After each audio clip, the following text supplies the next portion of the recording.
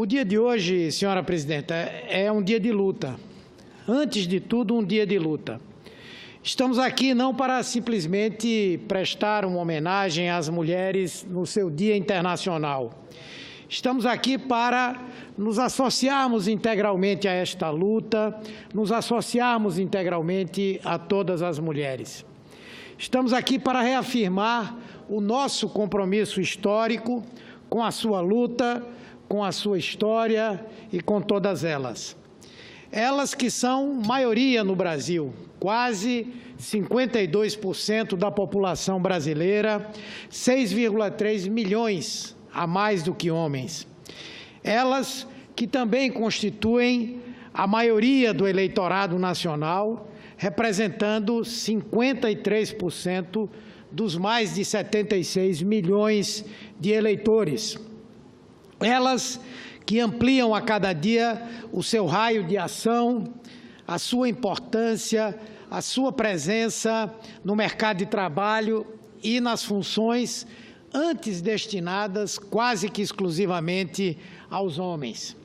Elas que a cada dia conferem sentido e razão à noção de fortalecimento de sua luta.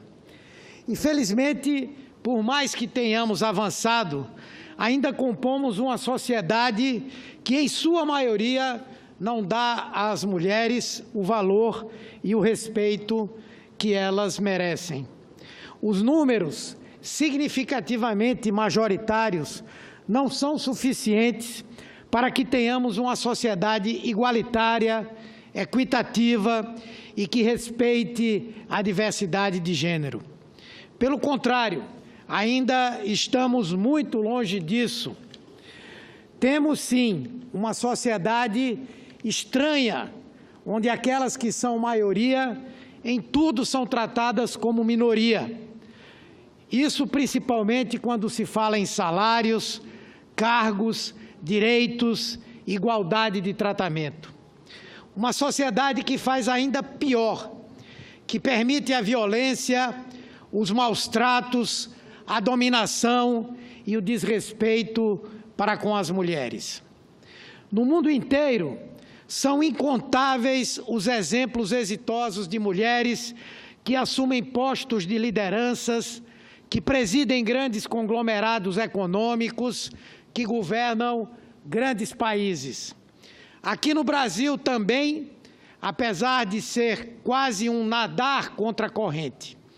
Infelizmente, como exceção, não é, portanto, a regra, o que corrobora o quadro de discriminação pelo qual as mulheres deste país passaram historicamente e ainda passam.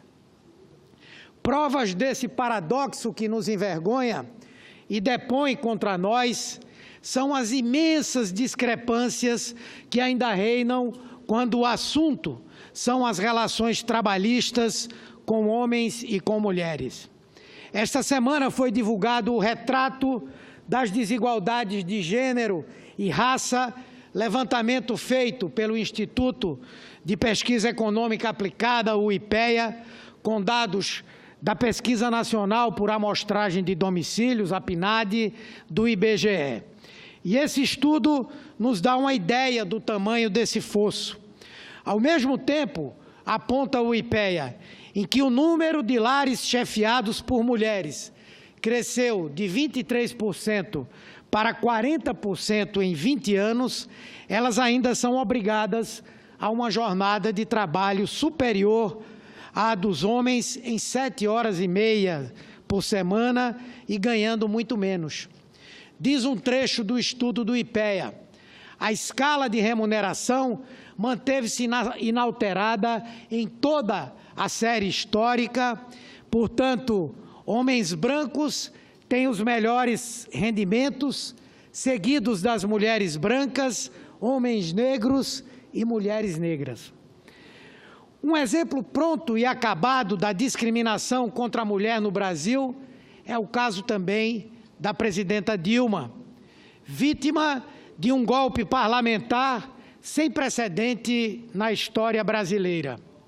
Um caso com componentes muito fortes de machismo e de misoginia. Personagem única até agora no país, Dilma Rousseff foi apeada do cargo sem que até hoje ficasse provado contra ela qualquer crime de responsabilidade. Uma presidenta que, assim como seu antecessor, o ex-presidente Lula, teve como marcas de governo a inclusão social e a defesa das minorias e maiorias por meio da adoção de políticas públicas voltadas para elas. A campanha do impeachment da presidenta Dilma ficará marcada para sempre como uma nódoa em nossa história.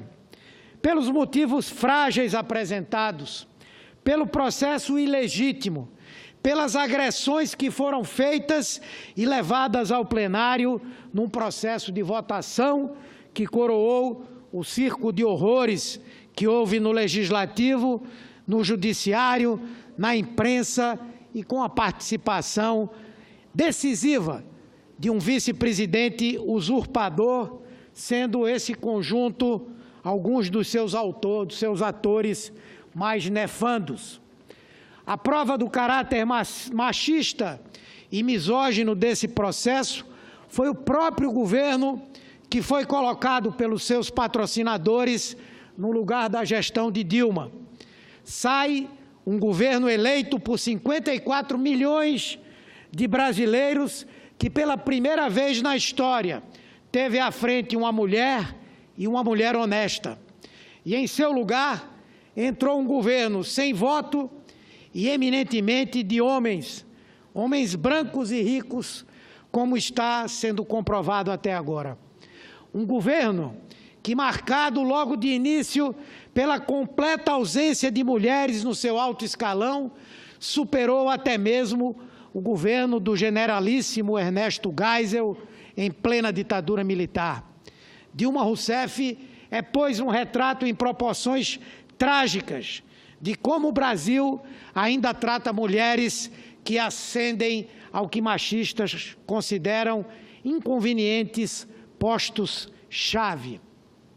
É também um momento importante para reafirmarmos que direitos que foram duramente conquistados pelos trabalhadores e pelas trabalhadoras, e pelas mulheres em especial, precisam ser respeitados.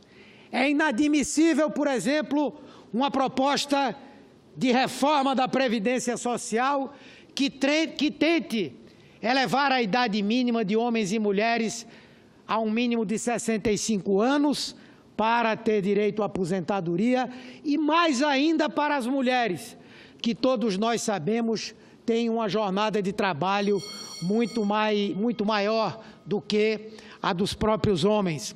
Portanto, se trata também de, no dia de hoje, nos comprometermos com a luta para que nenhum dos direitos das mulheres brasileiras possa vir a ser retirado por esse governo golpista e sem voto que aí está. Quero, por último, fazer coro com os meus colegas de parlamento nessa homenagem justa e necessária que leva o nome de Berta Lutz, uma das maiores figuras do movimento feminista no Brasil, fundadora da Federação Brasileira pelo Progresso Feminino, ainda em 1919, época em que brigar por igualdade ou pelo menos redução do abismo de desigualdade entre homens e mulheres era uma afronta. Quero saudar aqui também as vencedoras desse prêmio no ano corrente, Denise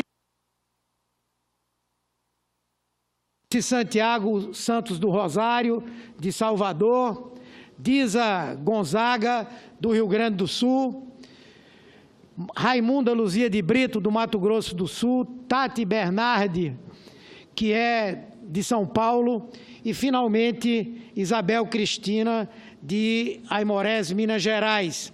E dizer, concluindo, que é hora de reverenciar as mulheres, mas muito mais do que isto, é hora de aprofundar a discussão em torno desse abismo que ainda persiste em relação a homens e mulheres, que persiste no trabalho, em casa, na representatividade política, que persiste na falta que ainda temos de políticas públicas voltadas para reduzir como deveriam essas desigualdades e dirigidas para setores historicamente excluídos da nossa sociedade. Mais do que nunca, é hora de